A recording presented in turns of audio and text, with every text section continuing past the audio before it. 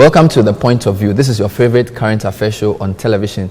Here on The Point of View, you get the right guests, ask them relevant questions on issues that matter to you. And the program is brought to you by First National Bank. How can we help you? I have a big guest today. We've been looking forward to having him for a long time. His Excellency John Kufuor, former president of Ghana, laid the foundation for the post-Rawlings era. He has his hands in many pies, including the Kufuor Foundation, economic development. And we'll talk to him about all of that. And in addition to that, he will be reflecting on his new initiative for a public interest media in Africa. Stay with us.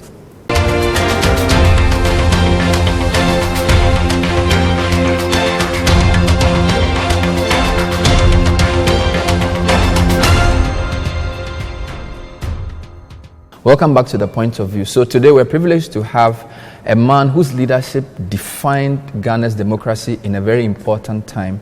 The first non-military president of the Fourth Republic, whose 8 years shaped what we see as our democracy today. These days he's a statesman. He's the founder of the Kufuor Foundation, which has his hands in many things: leadership development, even agriculture, economic development.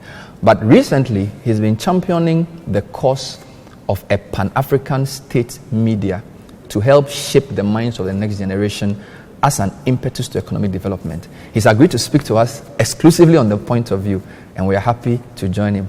Your Excellency, thank you for joining us. Thank you, Ben, for coming. It is good to see you. How are you doing? Quite well. Everything considered. I say quite well. What is a former president's itinerary like normally? I'm supposed to be in retirement, so you take your time to wake up in the morning, perhaps have a cup of tea, listen to the news, and then potter about like an old man. As you know, I'm quite aged. So that's what, then along the day, of course, you receive friends and callers and occasional interviewers like you. So this is what... But you are quite involved in many things. Your foundation is very busy. I have been invited to speak to some of the scholars. Yes. You've done some advocacy also within the foundation for RISE. What was the idea behind setting up a foundation for leadership development? As part of the legacy I want to leave to posterity, I had a very long public service life. I went into public service in my 20s. That's long ago, in the 1960s. I don't know how old you were then. But I'm a lawyer basically, but at the age of 27, I went into local government service, becoming the town clerk or city manager of the second city of Ghana, and which office I held for 3 years before going into parliament, becoming a member of parliament, 1969 at the age of 30, and then at the same time being made appointed Deputy Foreign Minister of Ghana. I stayed in there, of course, with the interruptions or incursions by the military into governance. I also went into business, and it's been so, politics, business, till I became president of our nation in 2001, holding the office as constitution provided twice, and retiring exactly on my 70th birthday. Wow. 2008. So you spent at least 11 years as a former president?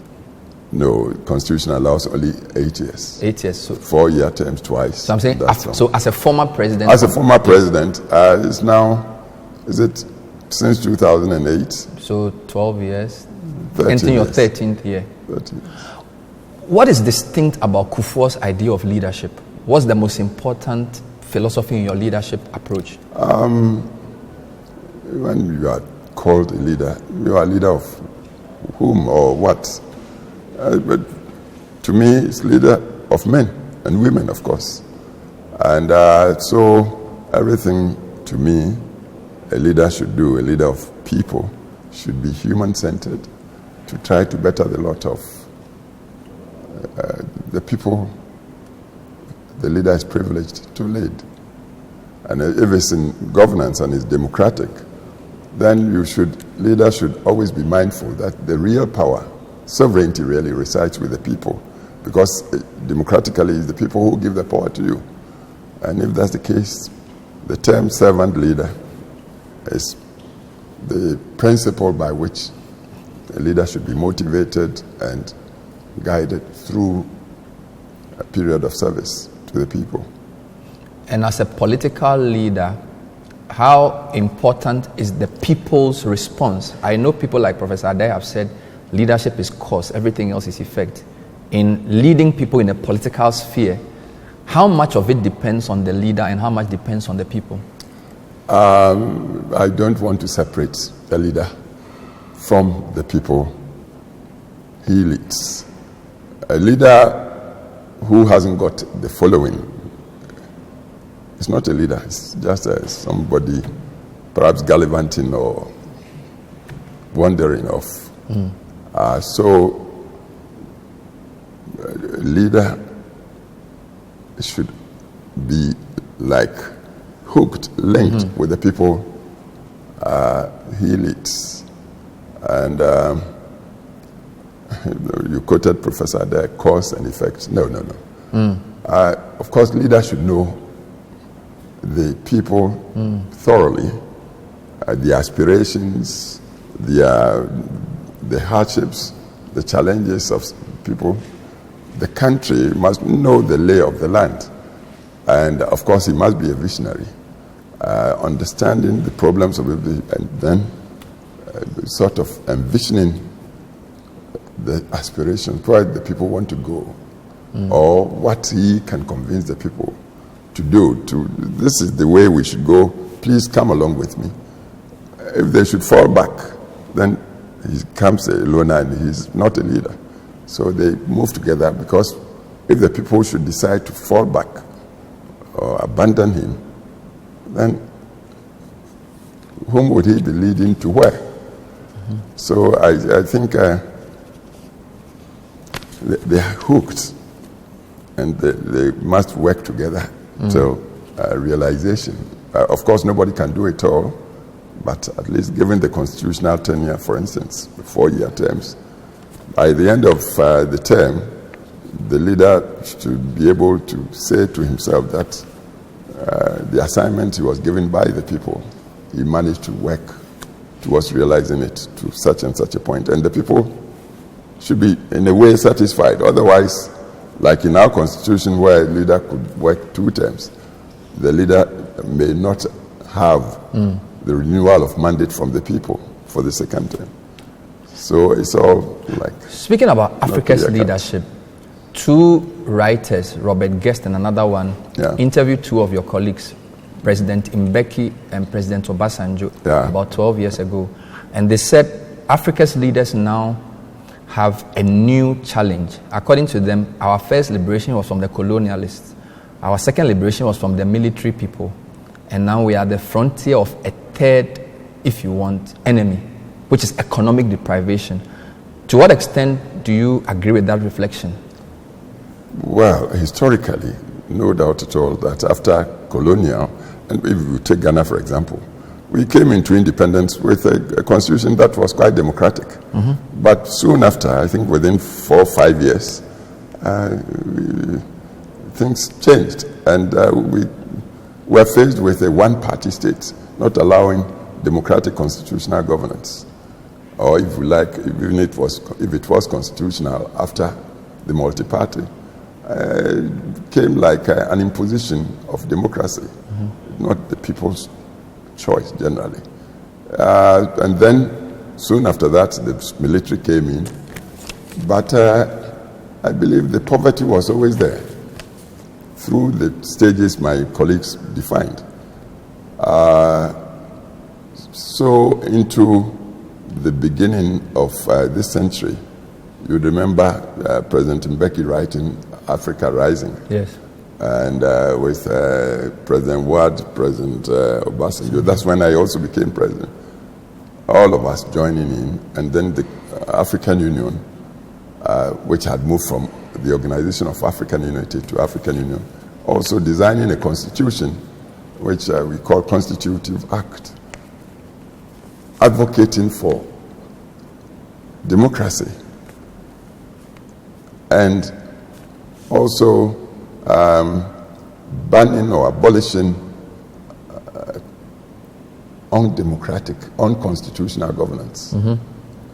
Anybody taking power by force was sort of banished from membership of the union.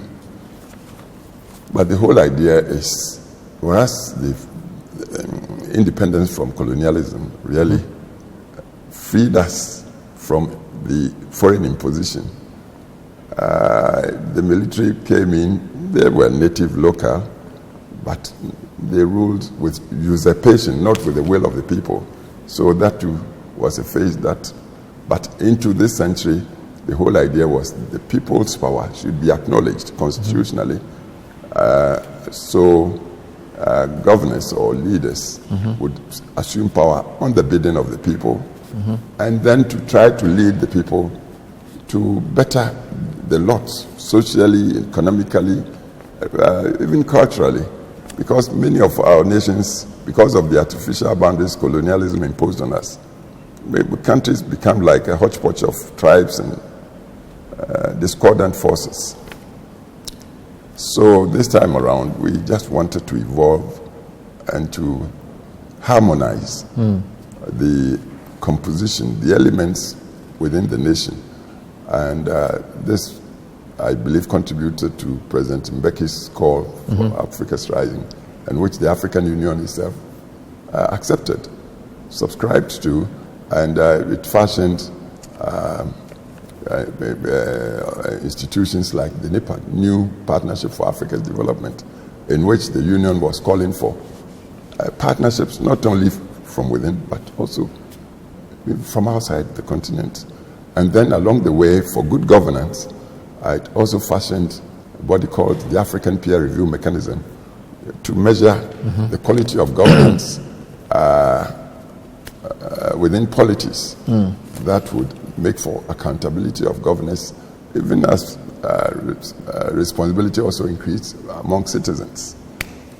So government would become accountable, and the period of imposition would be done away with, and governance would be meritorious.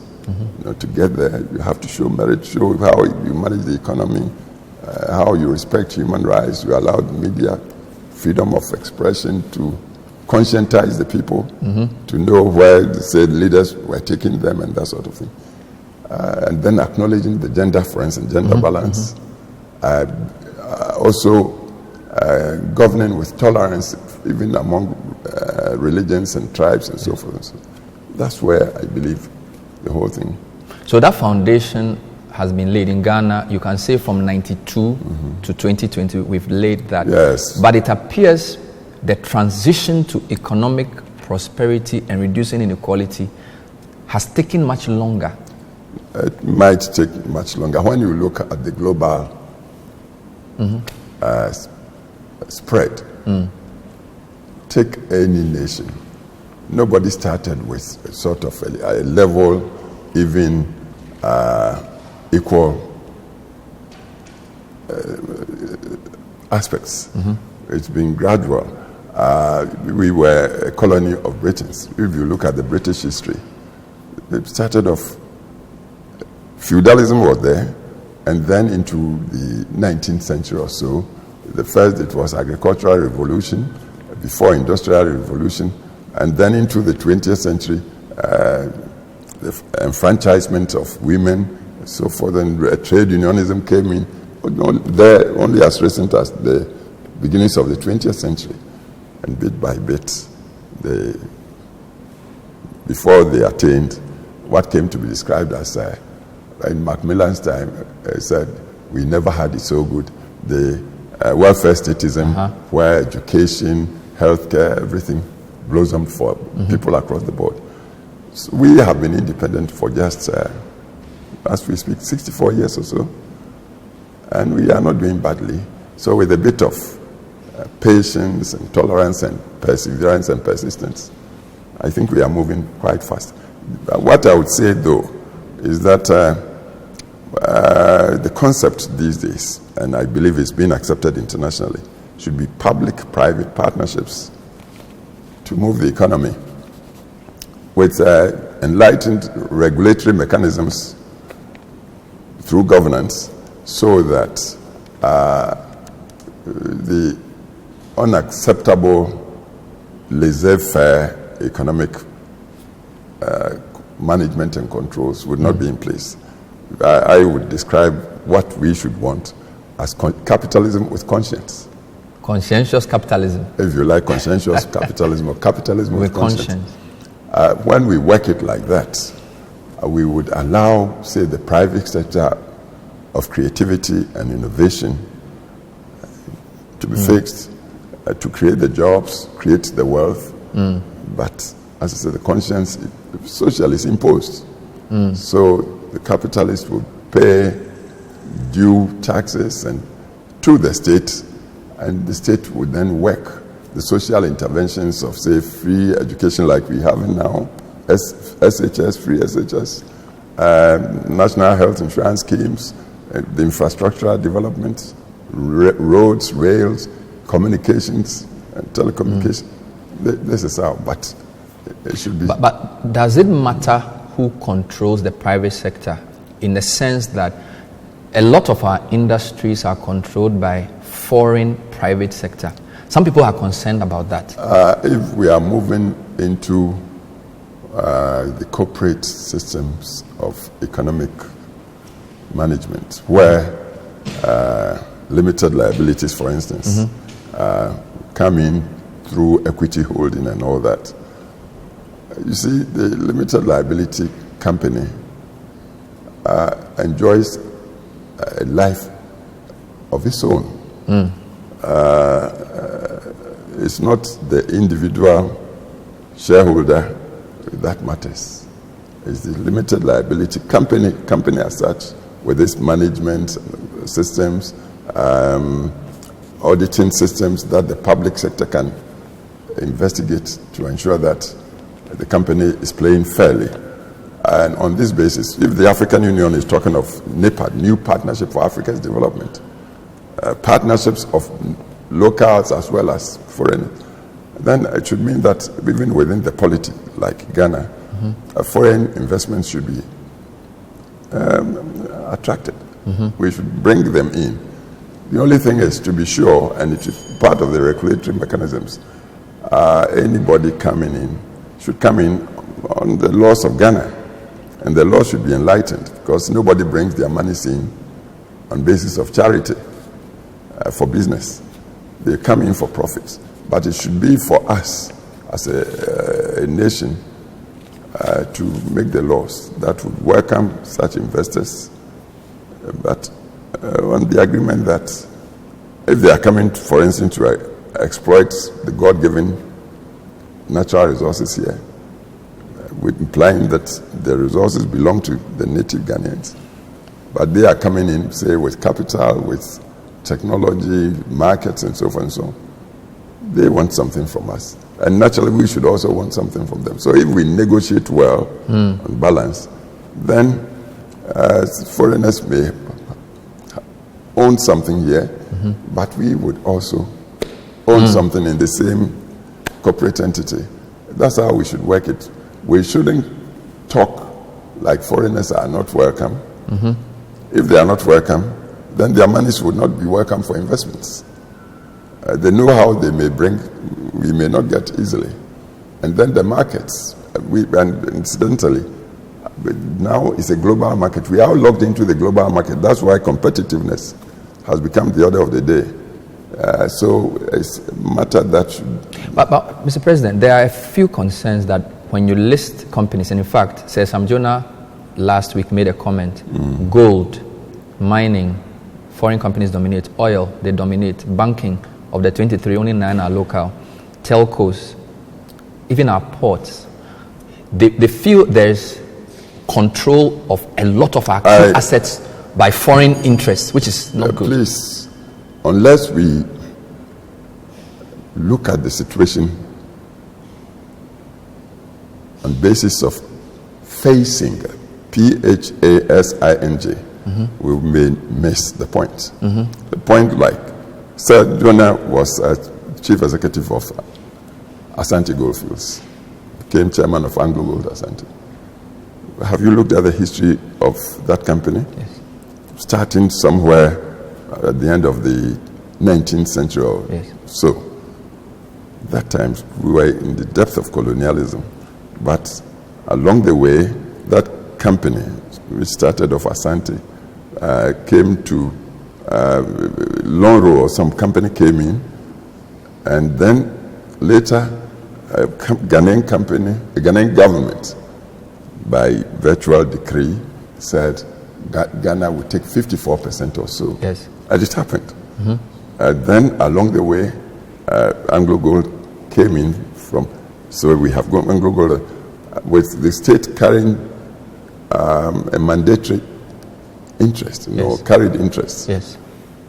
When it was Asante Goldfields, did we have any share at all in that company? I don't think we had. The company only paid royalties, and I'm sure the royalties were quite meager. What I'm trying to tell you is that because of the phasing, we are moving into times whereby a well-considered legislation, state acts, we may adjust the equity holding so that the local content would increase. But if it's a new company coming in right now, then we should make the laws, Ghana, when I say we, I mean Ghana should make the laws that would ensure that no foreign company comes in to take, say, our gold or our oil or whatever without due partnership of the locals. We have the sovereign authority to do this. But if you're taking us back, that the gold, in those times, before independence, we were subject to that foreign authority, and that was the objection we had to colonialism, because they used us like their assets. We were like chattels to the colonial power. They governed us without accountability. Then into independence, the facing came in, and so bit by bit we came in. Perhaps we've come to a point where we should accelerate the partnership concept so it would be win-win for us and the partner that will come from outside. Just finally on that point, do you believe there are certain sectors that should exclusively be locally controlled?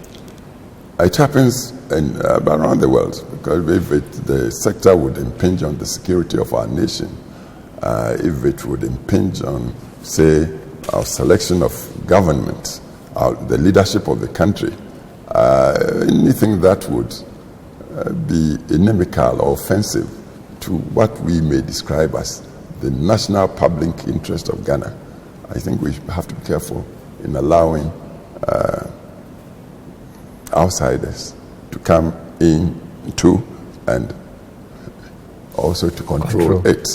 It's strategic interest, but we should carefully work things out to know where things should be exclusively Ghana's and things that Ghana could partner in with others for economic and social development. This is the point of view. We're talking to His Excellency John Agyekum Kufuor, former president of Ghana, on a wide variety of issues. We started by talking about leadership and his ideas around that. We've spoken a bit about economic development. When we come back, we'll discuss one of the things that are very dear to his heart. He repealed the criminal libel law within the first year of becoming president. He's always been interested in the media and free speech. He's also championing a Pan-African media initiative, trying to create an ecosystem of public interest media. He would share some of his thoughts on that when we come back. Stay with us.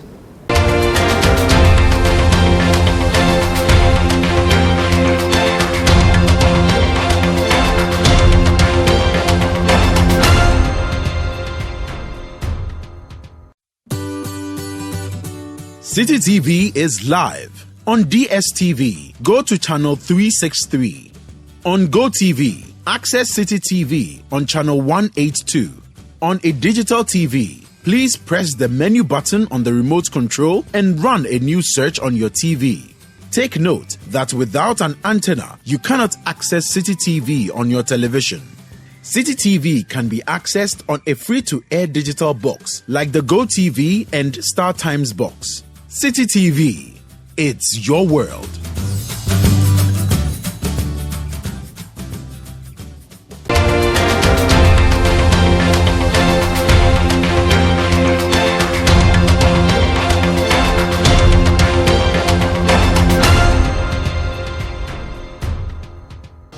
Welcome back to The Point of View. We have a special show for you today. We're privileged to have former President of Ghana, His Excellency John Agyekum Kufuor, founder of the Kufuor Foundation, and initiator of a number of important projects, particularly one on media we'll be discussing. Of course, this is a recorded show, but you can send your comments if you're enjoying the interview to the WhatsApp number on the screen, and I'm sure he'll be happy to hear from you. Your Excellency, let's come to the media. When you became president, I was in the university, and I was employed as a volunteer at Radio Universe in the year 2000. And we were made to believe that one of the most important things that happened in your first 2 years was the repeal of the criminal libel law. We didn't understand it fully at the time, but now we see it. What is your idea for media when you became president? How did you see the media, and why did you take that action? Well, the repeal, what was the law? The law's title was Criminal Libel Law, and it had been there for quite some time, the whole idea being to muzzle the media, which globally has been known as the mouthpiece of communication within politics, where a nation is described as democratic. You go, say, in those days like Britain or France or United States, then the governments were kept on their toes, of course, through, say, the institution of parliament, opposition, and so forth, but more so generally by the media. They held governments to account, socially too, if you like, the term Ghanaians like conscientize. They awakened the people to know rights from wrongs, and for the people to contribute directly to straightening up the leadership of their communities and states. In Ghana, that law that had been there from colonial times continued into independence. The party in which I cut my political teeth was in a deep opposition from independence, and of the many years into independence. My side had only just 2 years, 3 months. Buzia. Yes, in power. But the rest of the time, our party was zipped tightly at the lips and couldn't contribute openly. So we saw the unfairness of that law. Even where government was not ruling to the interest and development, proper development of community, you just couldn't criticize.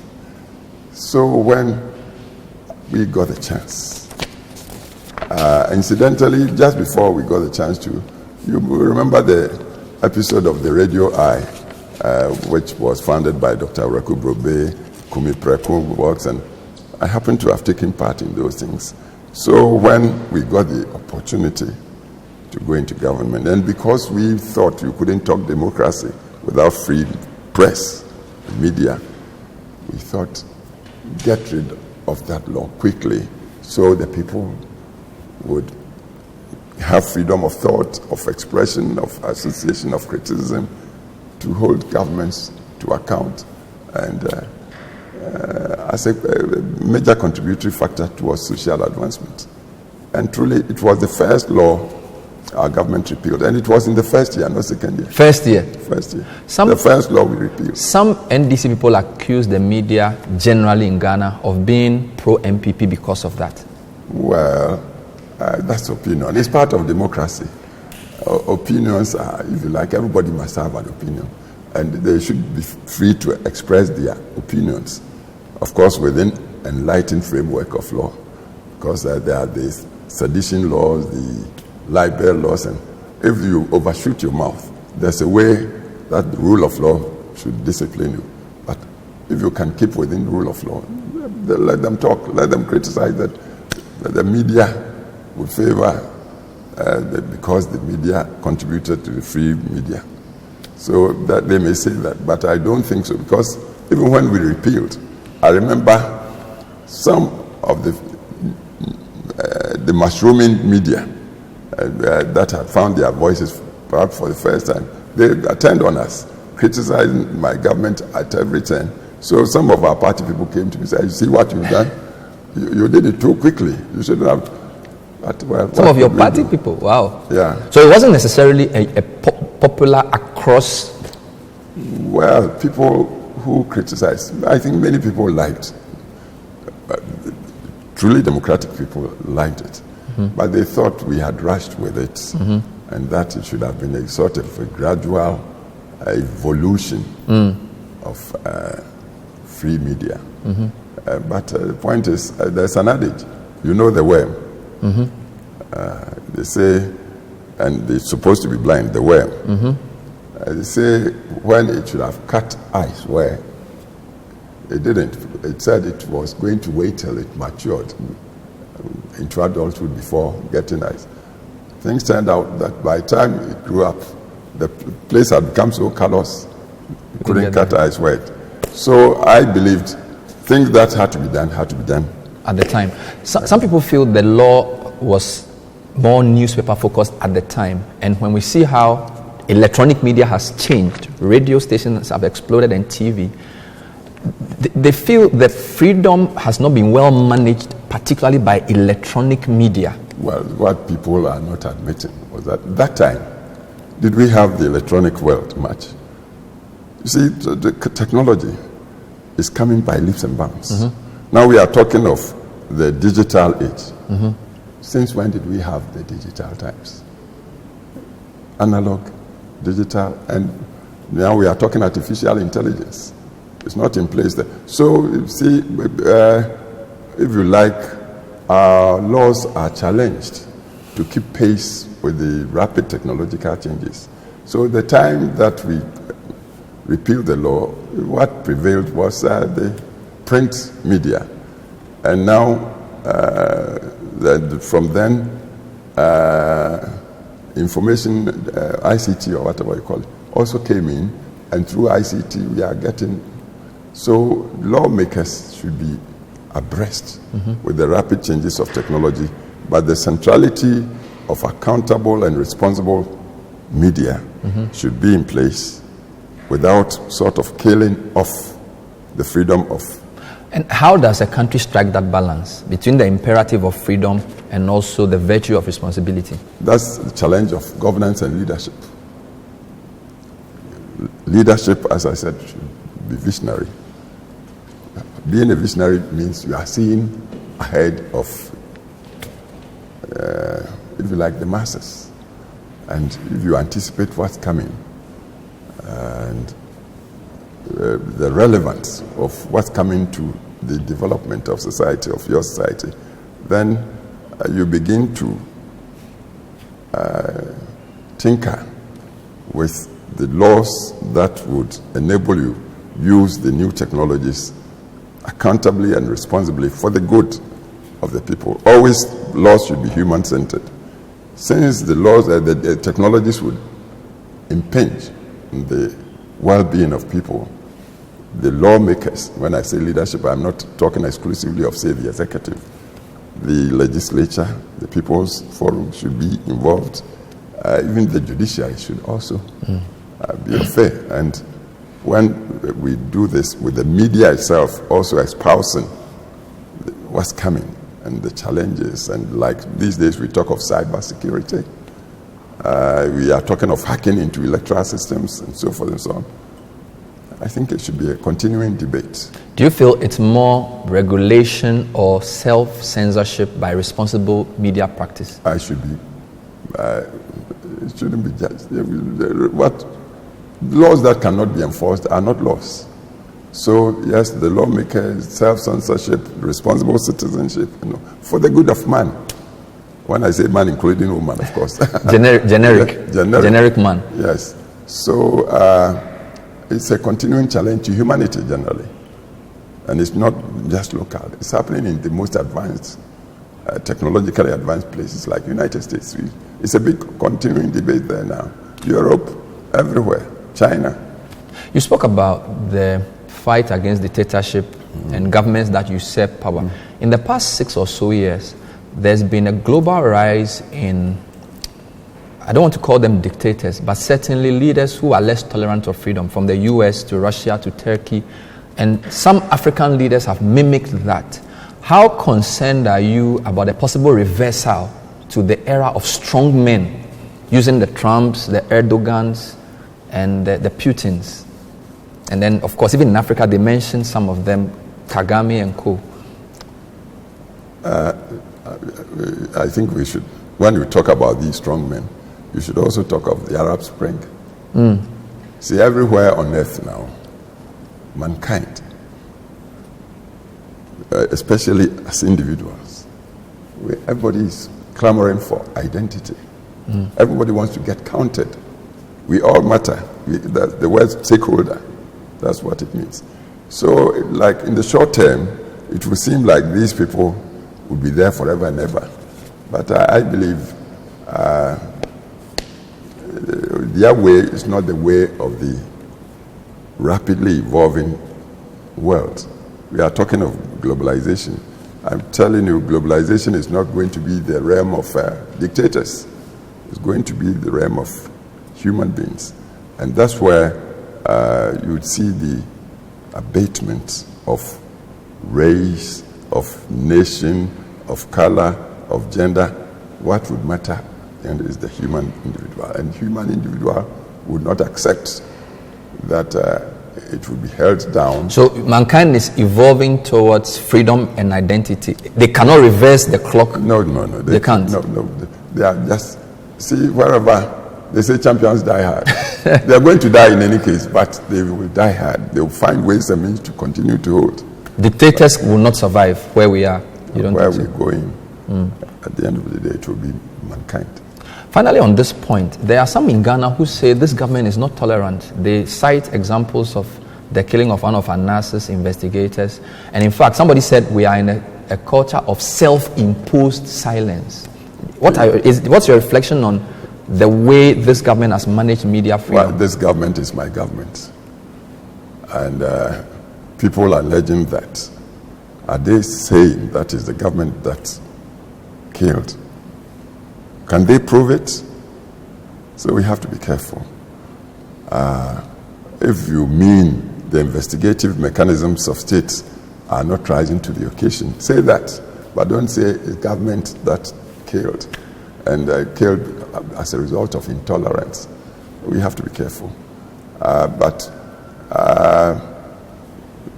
what I think we should urge is that we have been talking of technologies, CCTV cameras and so forth. And so we should urge governments to equip society and also the agencies with the technologies, the mechanisms, so that we can bring to book quickly culprits, offending individuals who would want to derail the stability of our communities. So when they say people are afraid to criticize this government and they are not speaking up, indeed, a few people have said that, even including Sam Jonah, that people are not speaking up to call a spade when the government goes wrong. They have the experiences. So I'm in no position to say that what they are saying is unfounded. But for a man like Sam to speak the way you are citing him or quoting him would suggest perhaps he's got some evidence. But at least he's spoken. He's dared to speak. And they say freedom is not handed on a silver platter. Sometimes you fight for it. And this is part of the uses of media we are talking about. To dare to speak up, to uphold public interest. Public interest being we are independent, sovereign people. So why should anybody try to bottle us up? I hope you get the point I'm making. So you say Sam has said it, and Sam, a very responsible, high member within community, to say that I should not be treated like casually. He must have something he's advocating, and it's not for me to dispute him. Okay. But I'm just saying, when you allege, you prove it. You don't put it all on the government as such. Let's talk about your passion about driving this Africa public interest media. Some people feel that one of the roles of the media is shaping the minds of citizens in a way that makes the development effort better. And they feel that in Africa, in particular sub-Saharan Africa, the media hasn't been able to do that well enough. So it's more difficult to bring development. So what are your thoughts around what role media can play in shaping a nation in terms of identity, self-belief, confidence, and that kind of thing?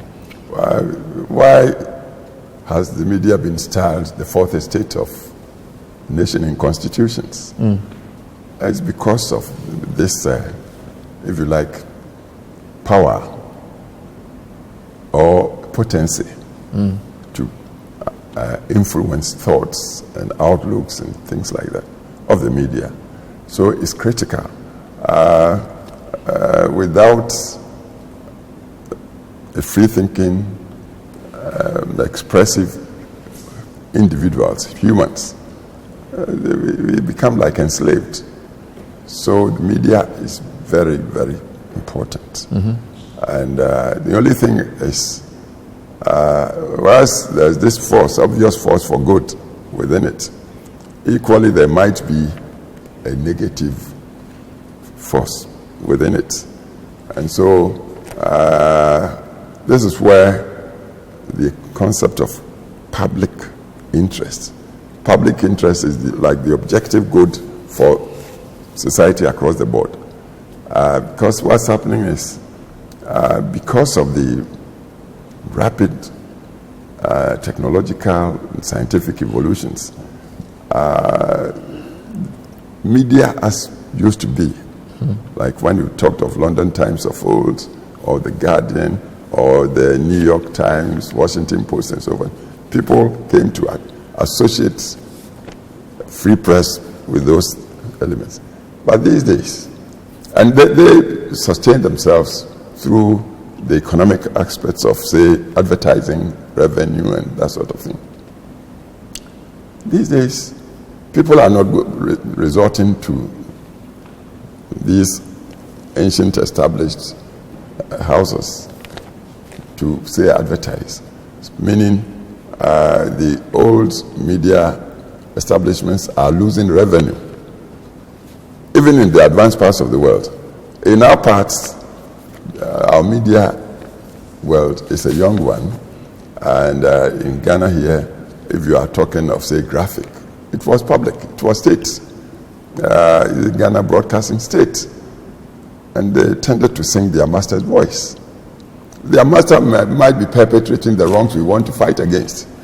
So one, if they are starved of revenue; two, if they are continuing to sing their master's voice, that might not be what the people generally should know to shape their minds like you described. Then what we do, this is where the initiative to support an evolution of public interest media. In the world generally, there's a move, and that I'm supporting that. International Fund for Public Interest Media. It's a move, international move, supported by a group called the Illuminate. The United Nations itself is in there, BBC in parts, Harvard University, and I mean there, I believe former Prime Minister of Ethiopia is also supporting. So bit by bit there, some force acknowledging that truly freedom of media might be endangered because media so far have tended to be controlled by private entities with their editorial policies that might not be reflective of public good. The media generally, the strength of media is being sapped because of economics, finance-wise, or even the technologies. We are running like competitively or as an adversarial group against the established media using the old technologies and that sort of thing. So we are advocating for an admission that there should be a public interest media that would be operated on basis of the technology, the current technology is evolving, and then with economic and financial contributions by people who are not going in there for profit, but they just want public good to make sure the human individual continues to be the reason daughter, the justification for anything and everything else. And this is why this is coming. If we do not work like this, then what is going to come is that media will be controlled by powerful men through their governments, by the conglomerate corporate world, too powerful, faceless, and they may impose even leaders on communities and things like that. And then the new technologies, artificial intelligence coming, so forth, so on. The forces are too many and too powerful. So we want human community generally to see that the genie out of the bottle might come to take the humanity that must be the order of the day within our communities from us, and then we would be enslaved. But when you look at comparable media, so Deutsche Welle for Germany, you have France TV for France, BBC for Britain, CGTN for China, even CNN and so forth. And then even Al Jazeera. The challenge is that for Africa, we are a bit fragmented. So how do we overcome that challenge? This is why I've talked of the International Fund for Public Interest Media. In Africa, a few of us have started a call for the Africa Public Interest Media Initiative. Well, you've said it. So far, when you are looking at the global picture, whereas Europeans define themselves on the global stage, or from America, China, when you come to Africa, because of the fragmentation, and I don't blame us. Unfortunately, if you are taken as historically, over the past at least 500, 600, first slave trade, then colonialism, and then into independence just a few years back, strong men and so forth and so on. We haven't been empowered. When I talk Africa, and Africa is not a spot of a place, it's a continent, perhaps the second biggest or third biggest continent on the globe, of diverse peoples, diverse cultures.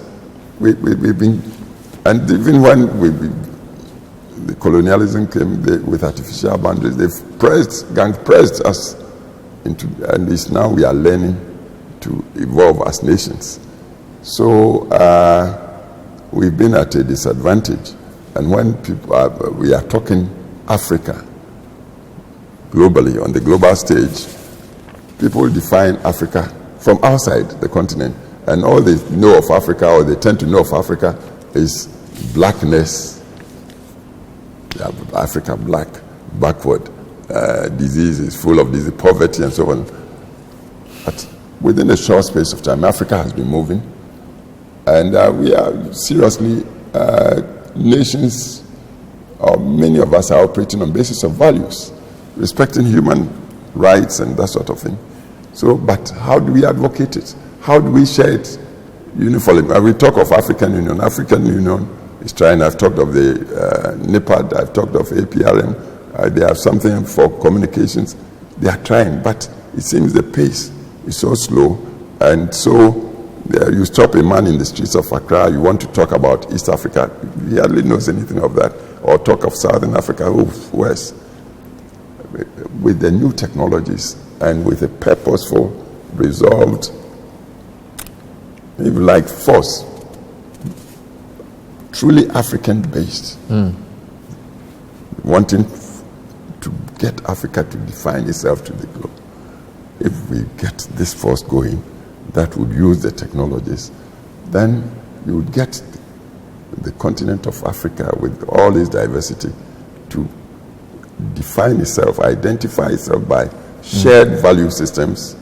If it's human rights, the man in Accra, the man in Nairobi, the man in Cape Town, you stop any of us in the street, we talk the same thing from the same hymn sheet.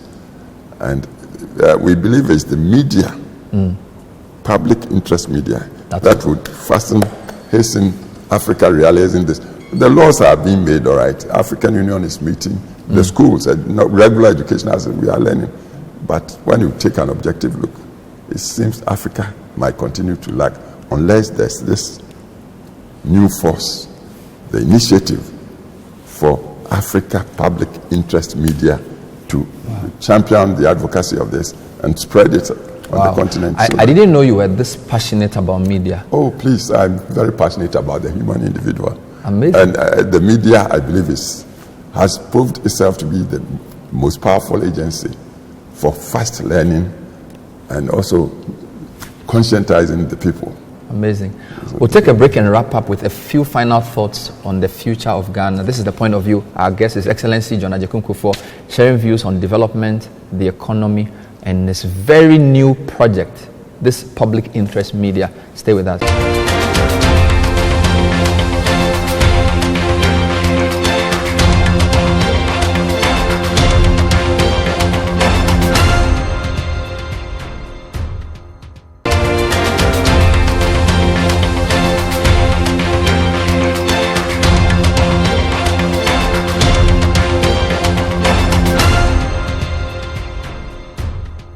Welcome back to The Point of View. Today we're talking to His Excellency John Agyekum Kufuor, former President of Ghana, a man whose legacy is leadership, working in many, many fields, Kufuor Foundation, education, now focusing on a public interest media. Thank you for talking to us, Your Excellency. Final quick thoughts. I can see your pictures with world leaders all over and strategically placed the Duke of Edinburgh, who passed away recently, and of course George Herbert Walker Bush, who is a very personal friend. Now, we are faced with not just that traditional relationship, but the East. China, India are rising, and they also become very important. What is your advice to our leaders in managing those relationships? Because sometimes those two forces are adversarial. How do we navigate that corridor? Our leaders must be well versed in geopolitics. You're talking of adversarial relationships between East, West, and North, South. And we, at the same time, accepting that we are caught in the globalization process. There's no escaping from any quarter. Even the old forces you talk about, they are not able to escape from each other. The United States is not able to escape from China. Europe must manage between the US and China and India. And India is everywhere too, like China. And the globe is now one market.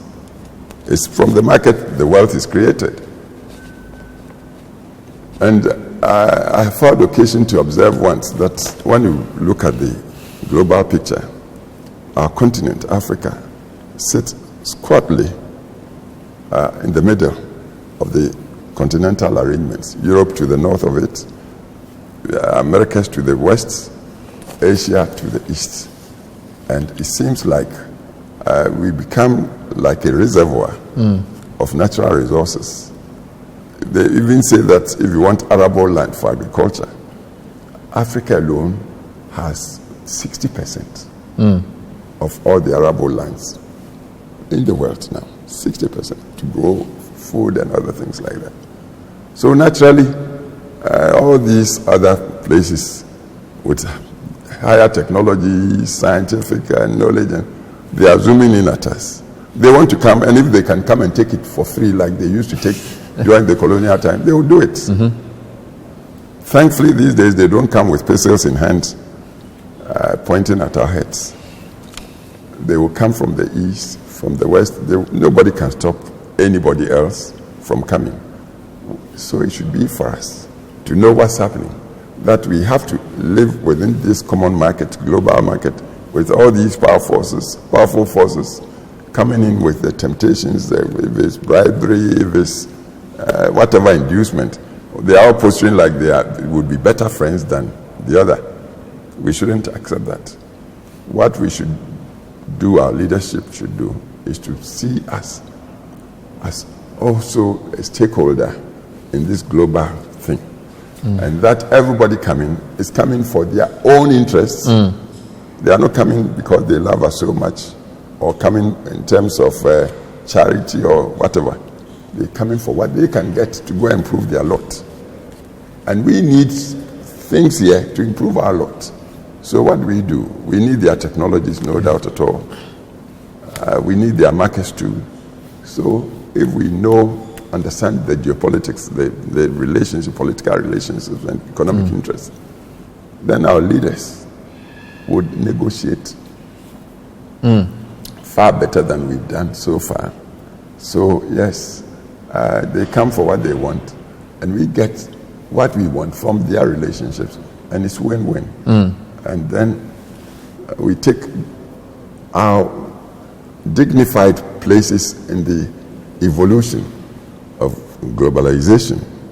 I believe this is the way for us to go. So leadership should be aware. And this is why a bit of apprenticeship is crucial, even in politics. Let our youngsters who would venture in there, let them, get to know our place very well, the lay of our land, the natural resources, the whatever we need to groom our people and our society, and let us know the global market too. Where can we compete to maximize our returns, and the partners to use?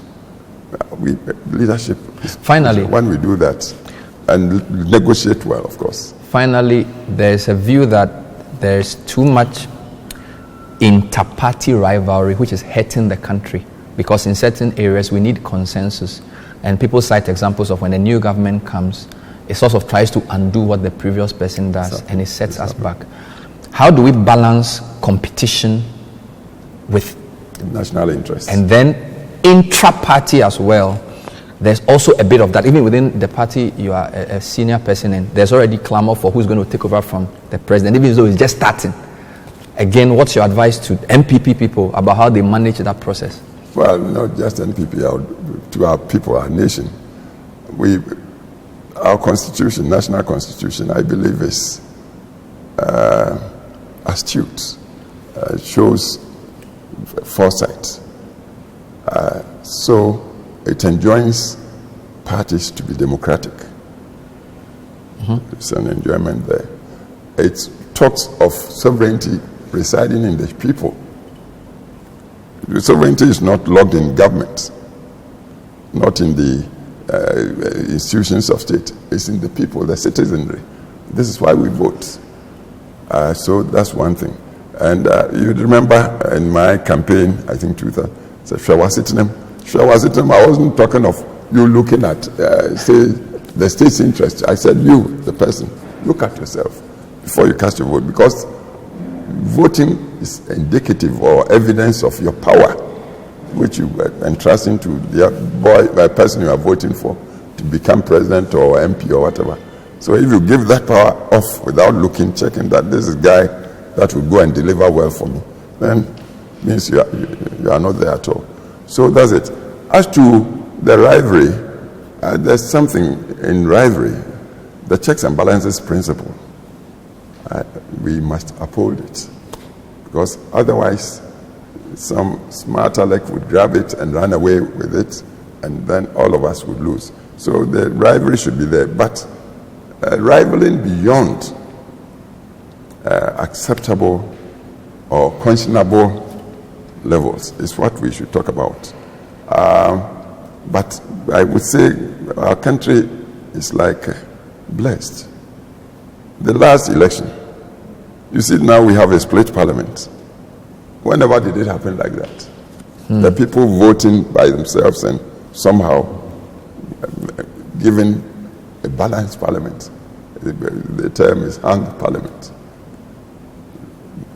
Majority and opposition. I think the difference is just about a seat or two. One seat. This would mean that the executive must quickly learn to come to some accommodation. The give and take spirit should be in place so that the winner does not take all like used to be the case. So if the people of Ghana would appreciate this, people, individuals, all of us, and since we want to live in a harmonious society and a state that is there for all of us, we would see how we use the checks and balances. That should be the order of the day to govern ourselves. And when we can go it like that, then is there that the harmony you're talking about would come.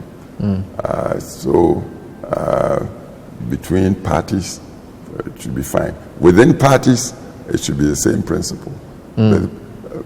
All the subscribers, the party people, the party belongs to all of us. We should use the constitution of party to pick our, if you like, constituency executives, national executive, and then use our conferences or congresses, same way, using our selective principles objectively for the good. We shouldn't go selling our birthrights. You do that, then you want to be a slave, and naturally, if you put a price on yourself and I buy you, then I use you the way I want, and nobody wants that. So I believe we've got the laws in place. It's up to us as individuals to operate the systems.